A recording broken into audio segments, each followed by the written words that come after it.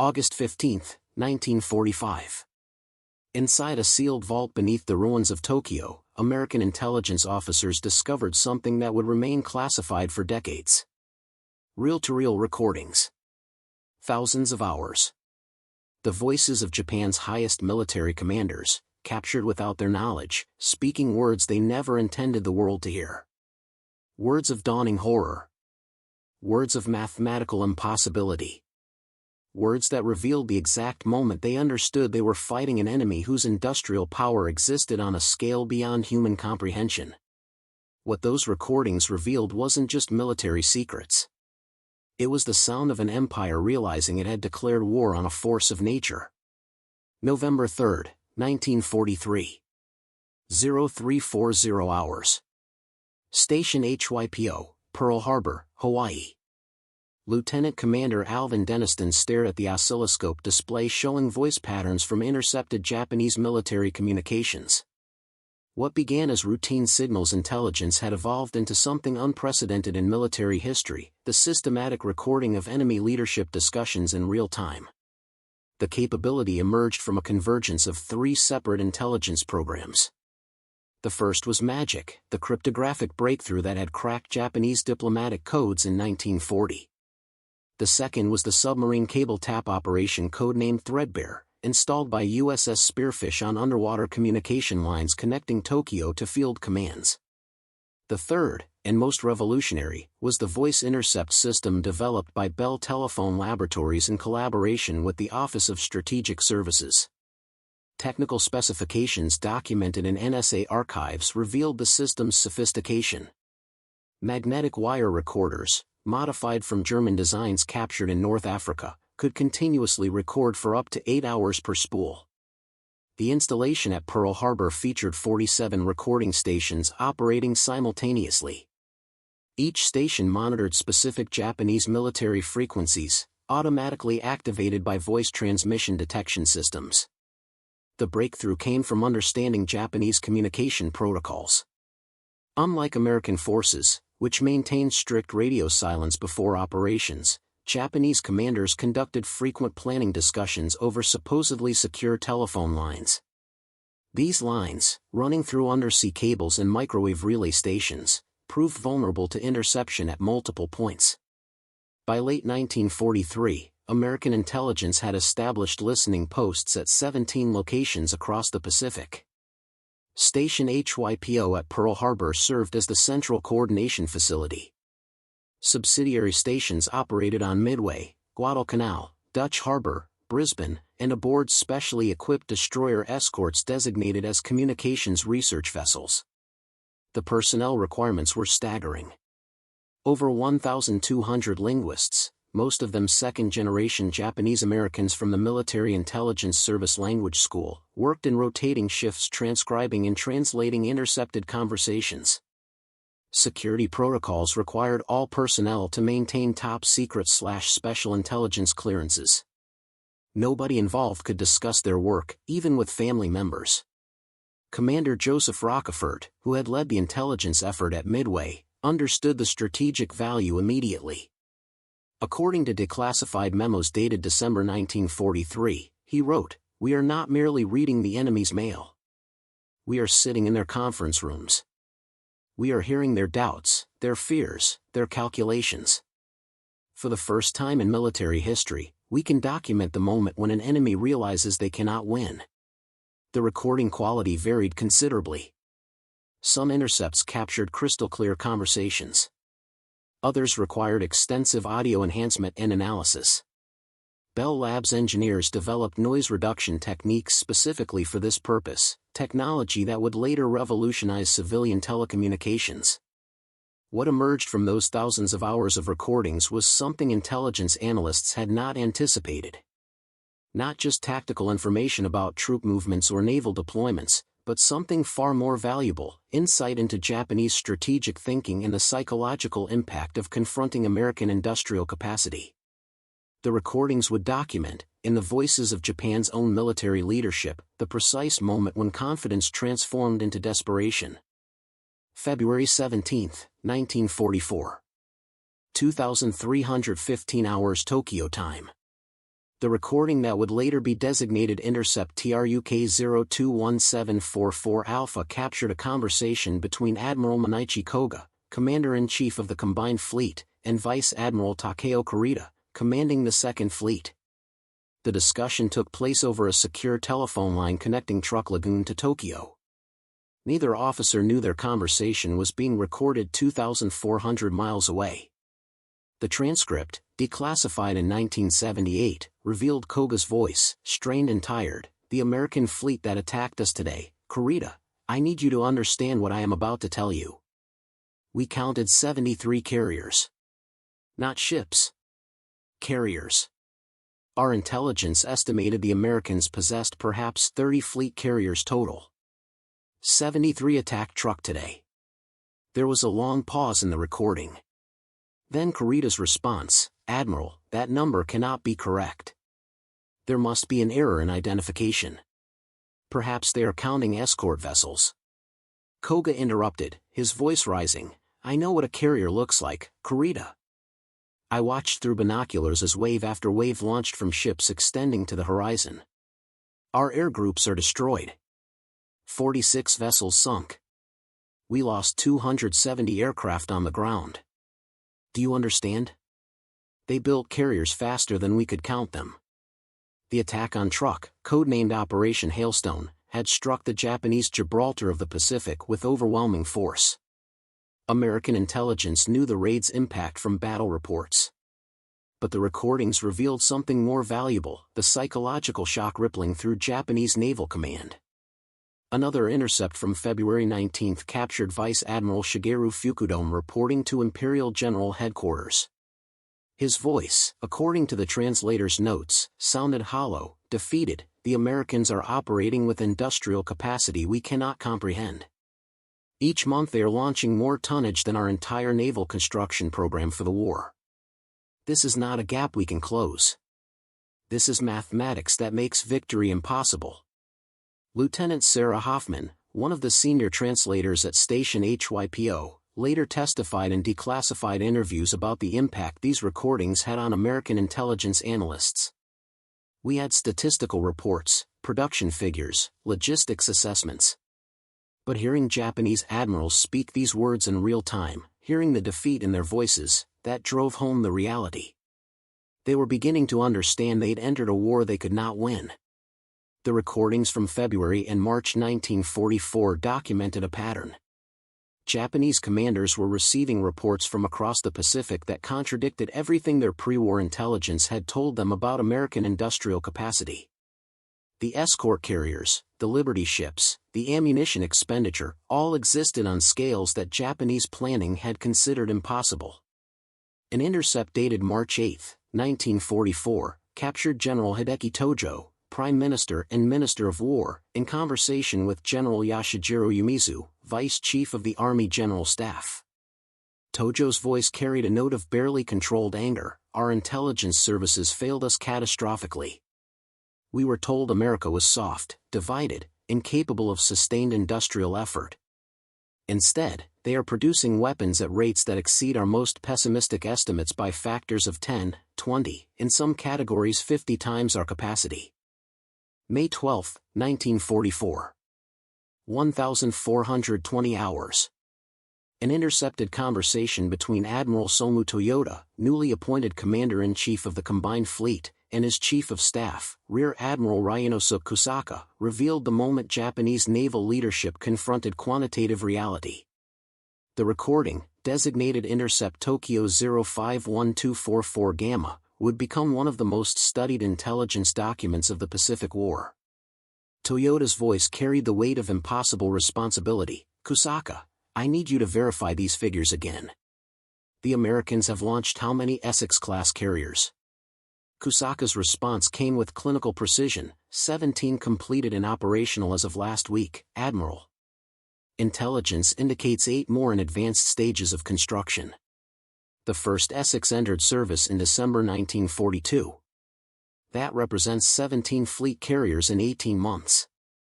The sound of papers rustling came through the recording. Then Toyota again, "And we have completed how many carriers in the same period?" A long pause. 3, Admiral, Taiho, Shokaku, and Unryu. Though Shokaku was completed before the period you reference. Another pause, longer this time. When Toyota spoke again, his voice had changed. They are building fleet carriers, ships requiring 20,000 workers and millions of man-hours, faster than we can build destroyers. This is not a war. This is. I don't have words for what this is. The recordings from May and June 1944 revealed Japanese military leadership conducting systematic analyses of American production capacity, each assessment more sobering than the last. An intercept from May 28 captured a conversation between Colonel Takashiro Hattori, chief of the operations section, and Lieutenant General Torishiro Kawabe. Hattori presented numbers: American aircraft production for 1943, 96,318 aircraft. Our production for the same year, 16,693 aircraft. The ratio is nearly 6-to-1. Kawabe's response: and for 1944? American production is projected to exceed 100,000 aircraft. Ours will reach perhaps 28,000 if we meet every target. The pause in the recording lasted 11 seconds. Then Kawabe: these numbers make the Doolittle raid look like a gesture of strategic insignificance. They can afford to expend aircraft on symbolic gestures. We cannot afford losses even in decisive battles. Intelligence analysts at Station HYPO noted a shift in the tone and content of intercepted communications starting in mid-1944. Prior intercepts had focused on tactical planning, operational coordination, and strategic objectives. The new intercepts increasingly featured discussions about mathematics, production rates, and resource allocation, conversations characterized by growing desperation.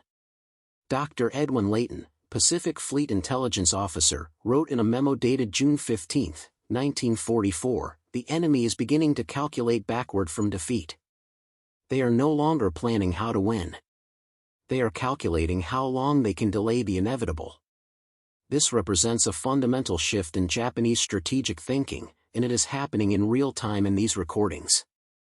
An intercept from June 19, during the Battle of the Philippine Sea, captured what would become known among intelligence analysts as the resignation conversation. Admiral Jisaburo Ozawa, commanding the 1st Mobile Fleet, reported to Admiral Toyota after losing 3 carriers and approximately 600 aircraft in what American pilots called the Great Marianas Turkey Shoot. Ozawa's voice sounded hollow: "We cannot replace what we lost today. They can replace what they lost in a matter of weeks. This is the new arithmetic of naval warfare, and every equation ends the same way."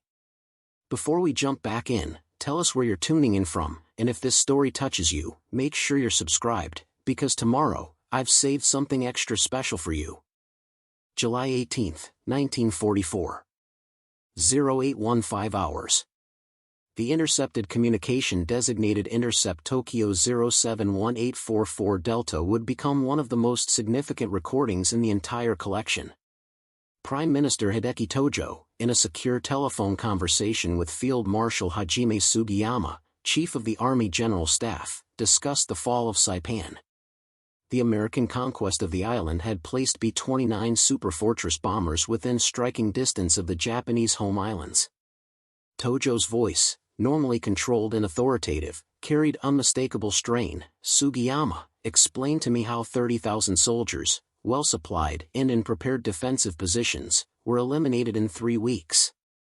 3 weeks. Tarawa took 3 days and they consider it costly. Saipan had 10 times the defenders and lasted only 7 times as long." Sugiyama's response came carefully: "Prime Minister, the American material advantage." Tojo interrupted: "Do not speak to me of material advantage as if it were weather or terrain. This is not advantage. This is disproportion that makes defense meaningless. Our men fought with courage. They inflicted casualties.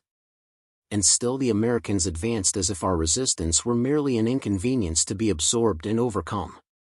The recording captured a moment of silence before Tojo continued, his voice dropping: "I have reviewed the intelligence assessments. The ammunition expenditure alone, the Americans fired more artillery shells in the Saipan operation than our entire army possesses in reserve.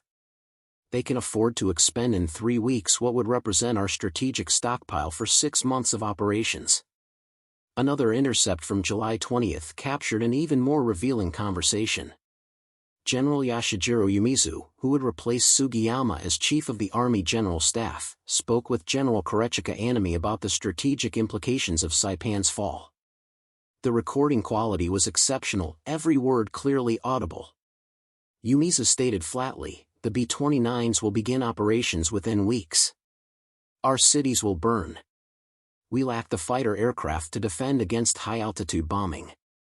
We lack the industrial capacity to replace losses. We lack the fuel to train pilots adequately. We lack the time to address any of these deficiencies."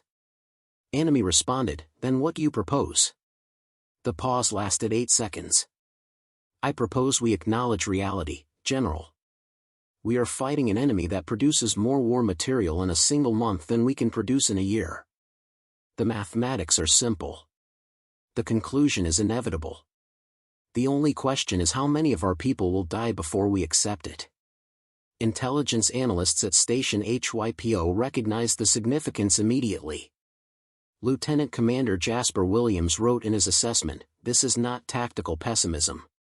This is strategic capitulation occurring at the highest levels of Japanese military command. They are speaking words that, in Japanese military culture, represent unthinkable defeatism.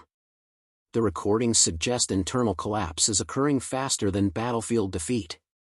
The Saipan intercepts revealed something else troubling to American intelligence. Japanese leaders were beginning to calculate not victory conditions, but surrender conditions. An intercept from July 22 captured Vice Admiral Takajiro Onishi discussing with Admiral Toyota what terms might be acceptable. "The Americans will demand unconditional surrender. But perhaps, if we inflict sufficient casualties, if we demonstrate sufficient resolve, they might accept terms that preserve the imperial system." September 3, 1944. 1,340 hours. Recording intercept Tokyo 090344 Epsilon documented a conversation that American intelligence analysts would later describe as the moment Japanese leadership confronted the industrial abyss.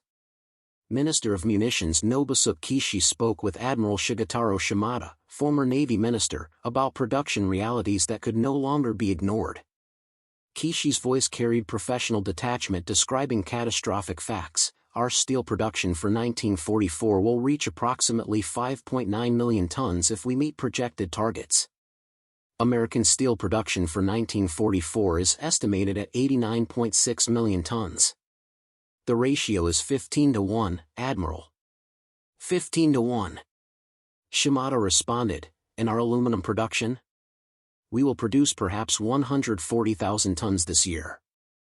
The Americans will produce 920,000 tons. 7-1. For copper, the disparity is similar. For oil." Kishi paused. "Admiral, we produce essentially no oil. We depend entirely on captured territories. The Americans produce more oil in a single week than we can import in a year, even with all shipping dedicated to petroleum transport." The recording captured what sounded like papers being set down. Then Shimada, "These numbers explain why every battle report sounds the same. Superior enemy forces. Overwhelming firepower. Inexhaustible supplies. We are not losing battles through tactical failure. We are being buried under industrial output we cannot match." Intelligence translation notes indicated Shimada's voice had become resigned, almost philosophical as he continued, "We went to war believing American society was too soft, too divided, too devoted to comfort to sustain total war. Instead, they transformed their economy into a war machine operating at scales we cannot comprehend. Every assumption our planning was based upon has proven catastrophically wrong." An intercept from September 15 captured an even more detailed discussion. General Kuniaki Koiso, who had recently become Prime Minister, convened a meeting with economic and military planners. The recording ran for 47 minutes, the longest single intercept in the collection. Finance Minister Shigeki Ikeda presented figures methodically. "Gentlemen, let me provide context for our industrial position. The Americans are currently operating 175 major shipyards. We have 24. They launched 1,200 major vessels last year. We launched 122. For every ship we complete, they complete 10. For every aircraft, 6. For every tank, 8. Someone, identified later as Army Minister Hajime Sugiyama, asked, "Can we increase our production rates?" Ikeda's response was blunt, "Minister, we are already operating beyond sustainable capacity. Our workers are exhausted. Our machine tools are worn beyond specifications. Our raw material supplies are uncertain. We could perhaps increase production by 10%, maybe 15% through superhuman effort. The Americans are increasing their production by 20% annually while maintaining civilian living standards we cannot approach even in peacetime." The recording captured several seconds of silence before Koiso spoke. "Then our strategy of attrition is, what would you call it?" "Impossible, Prime Minister," Ikeda responded. "We cannot attrite an enemy that replaces losses faster than we can inflict them. This is not warfare. This is industrial annihilation." October 25, 1944. 0625 hours. The Battle of Leyte Gulf produced some of the most dramatic recordings in the entire intelligence collection. Real-time interceptions captured Japanese naval commanders coordinating what would become the largest naval battle in history, and simultaneously realizing they were fighting with forces already defeated by arithmetic. Recording intercept Lady 102544 Zeta captured Admiral Takeo Kurita commanding the center force as it approached American landing beaches. His conversation with Vice Admiral Mato Magaki revealed the desperation of Japanese naval strategy. Kurita's transmission, intercepted and recorded at station HYPO, carried audible strain. "Ogaki, I am proceeding toward the landing area. My force has been reduced significantly by submarine attacks and airstrikes. I must ask, where are the promised air support aircraft?" Ogaki's response came with painful honesty, "Admiral, the air groups that were supposed to support your operation no longer exist. American carrier strikes yesterday destroyed most of our remaining aircraft on the ground. The pilots we have left. Kurita, we are sending them on one-way missions. We call them special attack units." The recording captured Kurita's sharp intake of breath. "You are telling me the Navy has resorted to suicide tactics? That our pilot training program has collapsed so completely we are expending men as ammunition? Admiral, we lack the fuel to train pilots adequately. We lack the time to train them properly. We lack the aircraft to provide them for training. The Americans are shooting down our experienced pilots faster than we can replace them with trained aviators. The special attack is not a choice. It is mathematical necessity." Another intercept from later that same day captured what intelligence analysts considered the most significant moment of the battle. After receiving reports of massive American naval forces defending the landing beaches, Kurita ordered his center force to withdraw. His transmission to Combined Fleet Headquarters revealed his reasoning: "I am breaking off the attack. The American forces present include multiple carrier groups, battleship formations, and destroyer screens beyond anything our intelligence indicated. To continue would not be a battle. It would be the annihilation of Japan's last viable naval force for no strategic gain." Admiral Toyoda's response came through clearly: "Kurita, you have your orders. The entire operation depends on your force reaching those beaches." Kurita's final transmission before radio silence shocked American intelligence officers listening in real time: "Admiral Toyoda, I am preserving my force because Japan will need these ships for homeland defense. The Philippines cannot be held. Leyte cannot be held. We are delaying the inevitable, not preventing it. I refuse to waste ships and men on operations that arithmetic has already decided." The conversation represented something unprecedented, a Japanese commander refusing orders based on strategic calculations that acknowledged inevitable defeat. Lieutenant Commander Robert Finnegan, senior analyst at Station HYPO, noted in his report, "Kurita's decision represents the logical conclusion of everything we've been hearing in these intercepts for months. Japanese naval leadership no longer believes they can win. They are making decisions based on preserving forces for a last defense, not on achieving victory. Preparing and narrating this story took us a lot of time, so if you are enjoying it, subscribe to our channel, it means a lot to us. Now back to the story. December 9, 1944. 2140 hours. Recording intercept Tokyo 120944 Theta captured what American intelligence would later classify as the strategic surrender conversation. The intercept featured Foreign Minister Mamoru Shigemitsu speaking with former Prime Minister Fumimaro Kono in what they believed was a secure private telephone line. The conversation revealed that Japan's civilian leadership had reached conclusions the military refused to acknowledge publicly. Shigemitsu's voice carried weary resignation. "Prince Kono, I must speak plainly. We have lost this war. Not recently. Not at Leyte or Saipan. We lost it the day we attacked Pearl Harbor. We simply didn't understand we had lost until the evidence became undeniable." Kono responded, "The military still speaks of decisive battles, of inflicting unacceptable casualties, of defending the homeland." "The military speaks of fantasies," Shigemitsu interrupted. "I have reviewed the intelligence assessments personally. The Americans are now producing more war material in a single month than our entire economy produced in 1941. They have not even fully mobilized their industrial capacity. They are fighting a two-front war against us in Germany, while maintaining civilian living standards that exceed our best peacetime years." The recording captured the sound of glasses being set down, suggesting they were drinking during the conversation. Kono spoke again, "Then what do you propose?" "The military will never accept surrender while we retain any capacity to resist." Shigemitsu's response would prove prophetic. "The Americans will force the decision. They are developing weapons we cannot counter. Our intelligence services report work on atomic bombs, though I can scarcely believe such things are possible. Even without such weapons, they can burn our cities at will.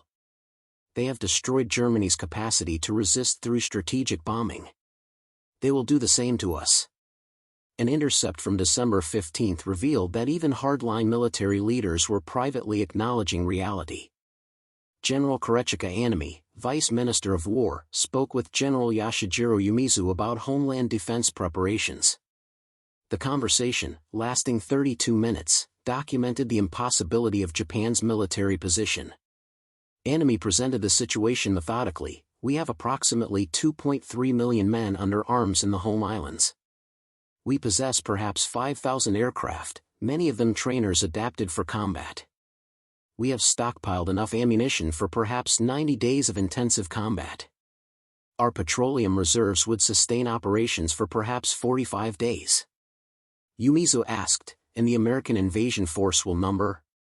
Intelligence estimates between 1.5 and 2 million men in the initial assault waves alone. They will have complete air superiority. Naval gunfire support beyond anything we can counter. Logistics capacity to sustain operations indefinitely. General Umezu, our soldiers will fight with courage and determination. And they will be slaughtered by industrial firepower we cannot match." The recording captured a long silence before Umezu spoke. "Then our strategy of making the invasion so costly they will accept negotiated peace?" Anami's response was blunt, "It is not a strategy. It is hope disguised as planning. The Americans have demonstrated repeatedly they will accept casualties we consider unbearable and continue operations without pause. They lost 6,000 men taking Iwo Jima and considered it an acceptable cost. They will lose far more invading the homeland and still prevail because they can replace losses and we cannot." Lieutenant Commander Sarah Brennan, analyzing the intercept at Station HYPO, wrote in her assessment, "The recordings now consistently showed Japanese military and civilian leadership in agreement about the inevitability of defeat. The only remaining debates concern timing and terms. This represents complete strategic collapse occurring before actual invasion. The recordings suggest Japan's leadership is psychologically defeated even while military resistance continues." An intercept from December 28 captured Admiral Mitsumasa Yanai, Navy Minister, speaking with Admiral Toyota about the fundamental miscalculation that doomed Japan's war effort. Yanai's voice carried bitter reflection. We believed American industrial capacity was inflated by propaganda. We believed their society was too soft for total war. We believed our warrior spirit would overcome their material advantages. Every belief was wrong. They are producing weapons at scales that make our total war effort look like a minor regional conflict. March 26, 1945. 0825 hours. Recording intercept Tokyo 032645 Omega captured what would become the final strategic assessment by Japan's Supreme War Council before Hiroshima.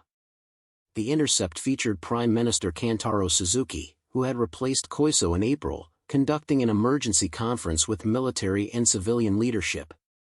The audio quality was exceptional, every word crystal clear. Suzuki opened the meeting with stark directness. Gentlemen, I have requested this session because we must confront reality without the illusions that have guided our strategy thus far. General Yumizu, please provide your assessment of our current military position. Yumizu's response came with military precision. Prime Minister, our situation is as follows. We have lost Iwo Jima, providing the Americans with fighter bases that now escort their bombers to any target in Japan. We have lost Okinawa, providing them with staging bases for invasion. Our remaining naval forces are insufficient for any offensive operations. Our air forces have been reduced to special attack units with minimal training. Our industrial capacity operates at approximately 30% of 1941 levels due to bombing and resource shortages. Army Minister Anami continued, our defensive strategy relies on inflicting maximum casualties during the American invasion. However, we must acknowledge that American industrial capacity means they can sustain casualty rates we would consider catastrophic. Intelligence reports indicate they are prepared to accept up to 1 million casualties to achieve unconditional surrender. The recording captured Foreign Minister Shigenori Togo's interjection, and are casualties in such a defense? A long pause. Then Anami, civilian and military combined, estimated between 10 and 20 million. The Americans have demonstrated in their bombing campaign that they will not distinguish between military and civilian targets. They will burn our cities systematically until we surrender or until nothing remains to burn. Navy Minister Yanai spoke next, his voice reflecting the despair documented in months of intercepted conversations. Prime Minister, I must state plainly what everyone in this room knows but refuses to speak aloud. We lost this war 3 years ago. Every battle since Midway has been defeat disguised as strategic delay. Every sacrifice has purchased only time, not victory. The question is no longer whether we will surrender, but how many of our people will die before we accept the inevitable. The recording captured sounds of movement, perhaps officials shifting uncomfortably, before Suzuki responded, Admiral, such words would be considered defeatist, even treasonous, in official channels. Yet in this room, we must speak truth. The recordings of our military communications, yes, gentlemen, we know the Americans are listening. Our signals intelligence has confirmed their capability. They have been recording our strategic discussions for over a year. The revelation created audible shock in the room. Someone, identified later as War Minister Anami, asked, they have been listening to our strategic planning? Our command communications? Everything, Suzuki confirmed. Every telephone line we believed secure. Every radio transmission we thought encrypted. They have recorded our assessments, our debates, our growing acknowledgement that victory is impossible. They know we cannot win. The question is whether this knowledge accelerates negotiations or makes them more intransigent. An intercept from April 7 captured a follow-up conversation between Togo and Suzuki discussing potential surrender terms. Togo's voice carried desperate hope. If we could preserve the imperial system, maintain the emperor's position, perhaps we could accept the other terms. Occupation, disarmament, war crimes trials, these are acceptable if we can preserve the throne. Suzuki responded, the Americans demand unconditional surrender. They will dictate all terms. Our only leverage is the cost we can impose through continued resistance. But Admiral Yanai is correct, we are negotiating with corpses. Every day we delay costs thousands of Japanese lives for diplomatic positions that may prove meaningless. The recordings from March and April 1945 documented Japanese leadership caught between military honor demanding continued resistance and pragmatic recognition that every additional day of war brought only additional casualties toward an inevitable conclusion. The voices captured on those recordings revealed men trapped by decisions made years earlier, calculating the price of pride in human lives. August 10, 1945. 1,420 hours. Recording intercept Tokyo 081045 final captured the last significant conversation in the intelligence collection. Emperor Hirohito, in an unprecedented direct communication to the Supreme War Council, informed his ministers of his decision to accept the Potsdam Declaration terms. The recording, made possible by taps on the Imperial Palace communication lines, documented the voice of an emperor speaking words no Japanese monarch had spoken in over 2,600 years of imperial history.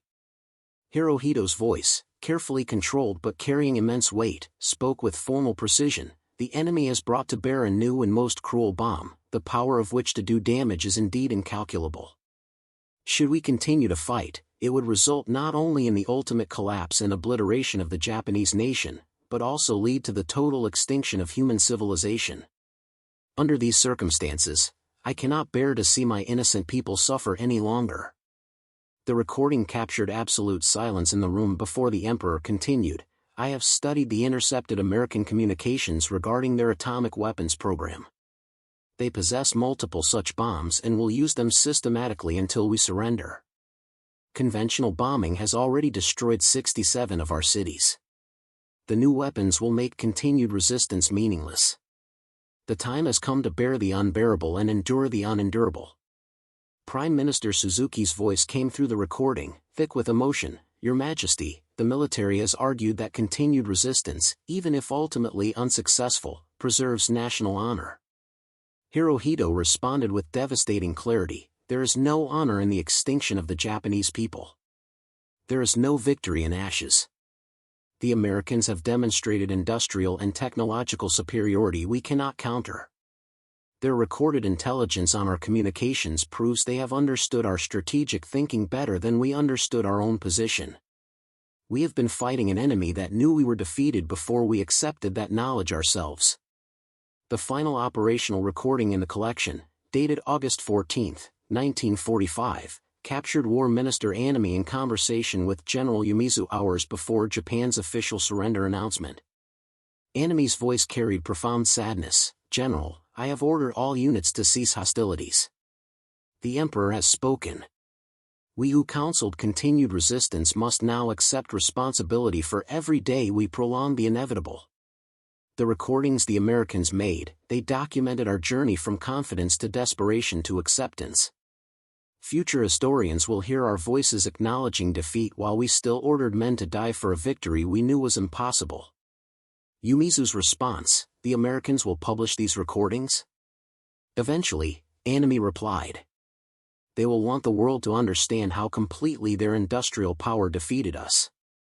They will use our own words, our own assessments, our own calculations to demonstrate that modern warfare is decided by factory production and resource capacity, not by warrior spirit or tactical brilliance. We provided them a complete audio documentation of our strategic collapse. The recording ended with Anami's final words, tell the historians who will listen to these recordings someday, we fought with courage. We died with honor. But we entered a war we should never have started, against an enemy whose strength we catastrophically underestimated. Every conversation they recorded proved we learned this truth too slowly and at too high a cost. Lieutenant Commander Thomas Harrington, who had supervised the intelligence recording program from its inception, wrote in his final report dated August 16, 1945, the collection represents 4,782 hours of recorded conversations spanning November 1943 to August 1945. These recordings document the psychological defeat of an empire in real time. They capture the moment when Japanese military and civilian leadership realized they were fighting an enemy whose industrial capacity rendered traditional military virtues obsolete. Future generations will hear in these voices the true cost of modern industrial warfare, not just in casualties and destruction, but in the crushing weight of mathematical certainty that courage cannot overcome capacity. The recordings remained classified for 33 years.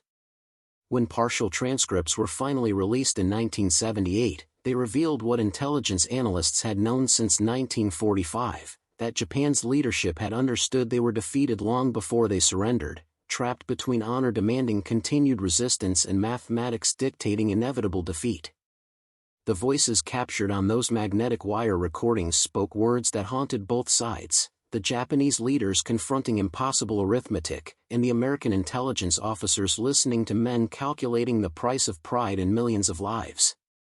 Today, the complete collection resides in the National Archives, 4,782 hours of voices from history's most documented military collapse. The recordings that were supposed to provide tactical intelligence instead provided something far more valuable, a complete psychological profile of strategic defeat, documented by the defeated themselves, in their own words, speaking truths they never intended the world to hear. The magnetic wire reels that captured those conversations remain, preserved in climate-controlled storage, containing the haunting voices of men who realized too late that they had declared war on the impossible, and lost not to superior courage, but to superior capacity operating at scales their planning had never imagined and their culture could not accept until industrial reality made denial fatal. Up next, you've got two more standout stories right on your screen. If this one hit the mark, you won't want to pass these up. Just click and check them out. And don't forget to subscribe and turn on the notification bell so you don't miss any upload from us.